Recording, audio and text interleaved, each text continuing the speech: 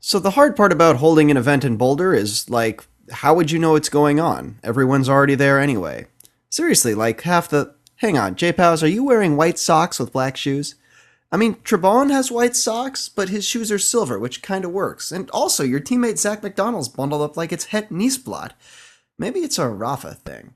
Anyway, whistle goes, and Justin Lindeen from Redline is gonna miss the clip-in. Not a day for the Honey Badger, but Raleigh Clement rider and Boulder resident Ben Bairden has better luck, taking the whole shot in fine style. But I'm going to freeze it here. Brady Capias from Cliff Bar, and also Boulder.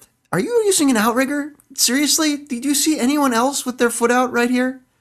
Despite the heavy rains last month, the weather had Valmont Park looking like a love child of the forest of Arenberg and a B-roll from Raiders of the Lost Ark. Not boring per se, little shoulder bumping between Cannondale Cyclocross World's Ryan Trebon and Raleigh Clement's Jamie Driscoll right here, but definite road tactics.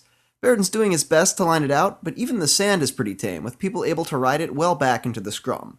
That said, Course had some solid features. Great shot by the BTB team here to capture this wall of a climb, but at the same time, the only thing breaking up groups early on seemed to be mistakes, like this little tumble from Cal Giant rider, and Boulder resident, Yannick Ekman. One lap in, and I'd comment on the size of the group, but more riders seem to keep coming into the frame. Bairden, I think, realizes there's no point to being at the front of this peloton, and KH Felt's Denny Summerhill takes over. Worth noting that back in the pack we have two former national champs just kinda hanging out, a sign we've got a ways to go before the real action begins. Next lap saw a selection, down to 14 riders anyway, but the interesting part is that Powers is kinda dangling off the back of it. Relaxed start, trying to keep out of the rated altitude. Whatever the reason, his absence left a little time for guys like Optum Kelly Benefits Mitch Hoke from, wait for it, Boulder, and Cal Giants Logan Owen to grab a little spotlight, bringing some big bib numbers into the top 6. Powers was still lingering near the back at 6 to go, which I think prompted Specialized Todd Wells to see what an acceleration would do. Summerhill followed up with his own surge, but the close spacing off the rise and up the stairs indicated that most of the group was up to the challenge. Powers continued to find himself just a bit distanced. That said, you'd be hard-pressed to describe his body posture here as anything but relaxed. Also, Colt, it's Thursday. What are you doing in my show? Even when Trebon decided it was time to start stretching his legs, drawing an immediate response from Bairden and powering a group of 4 clear by the end of the lap, the Rafa-focused riders still seemed content to merely keep the escape in sight. But when a mishap took out Trebon and gave Wells quite the cushion, guess who's there leading the pursuit? It's like Powers has a switch in his head this season, and when he decides it's time to make the move, look out.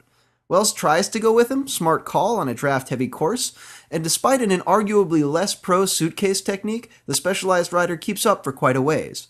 But at the bell, the cracks start showing, and that telling head turn is all the motivation Bairden's gonna need to make the catch.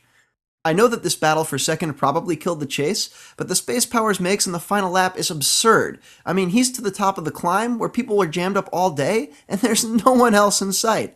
By the finishing stretch, there's plenty of time to salute, and prompt a reconsideration of cycling fashion rules, while Bairden came to the front to hold off Wells for second and secure a little hometown pride. I'm Cosmo Catalano, and that's how the race was won.